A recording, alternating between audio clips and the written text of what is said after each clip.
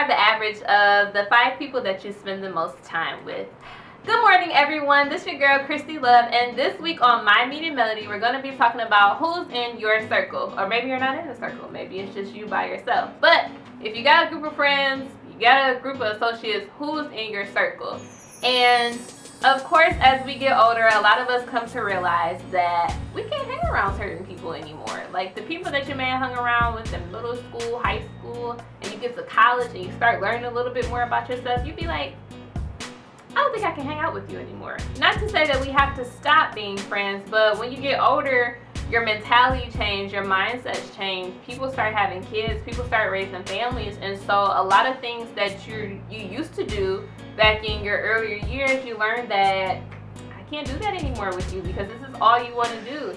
And I know a lot of friends that are starting to become entrepreneurs, and the friends that they used to hang around with that drink all the time, party all the time, or do whatever other stuff that y'all do all the time, they can't hang around them anymore because they're working from sun up to sundown. They're either working at their job to make money for themselves, or they're working on their crafts, their projects, and perfecting it. Like, people have to understand, once you're so dedicated to something, it's like, I gotta focus on this because this is gonna be my source of income and this is what I'm gonna do. So make sure you always have the right people in your circle. Alright, so even in your circle, a lot of people can't be trusted, and maybe not anybody in your circle. People will start you just get into it with people all the time, and maybe people that bring around a whole bunch of negativity, or maybe people that have a lot of crazy issues.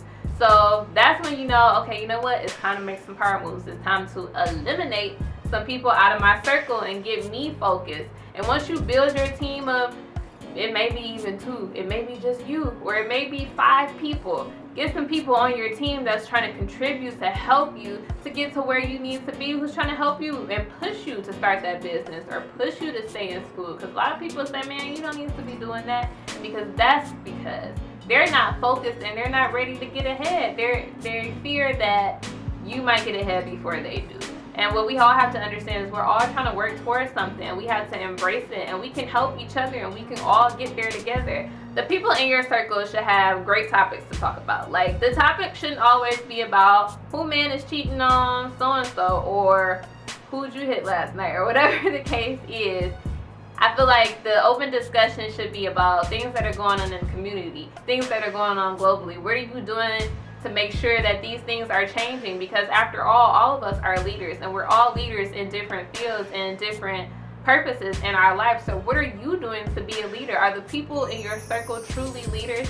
If not, then sometimes we got to get rid of them. Everybody serves their own purpose, and make sure that you value the people that are in your circle that are helping you, because sometimes all of us need an extra push. We may need a little bit of things tweaked, but we all have to come and work together and push each other. We can't bash each other. If you're gonna have a circle, if you're gonna have a strong group of friends, make sure that all of them are working towards to become leaders. And now, don't get me wrong, you don't have to stop communicating with these people, but sometimes you just got to distance yourself away from the negativity, away from the lack of focus. You don't have to cut that friend off altogether, but if sometimes all they doing is laying down, watching TV, playing video games, not really being productive, it's okay to take breaks, because some of us work and then be like, hey, I want to play a video game, or hey, want to go grab a drink. You don't have to stop cutting off the communication with that person, but sometimes if it's too much negativity for you and you're trying to get focused, you got to be willing to go there.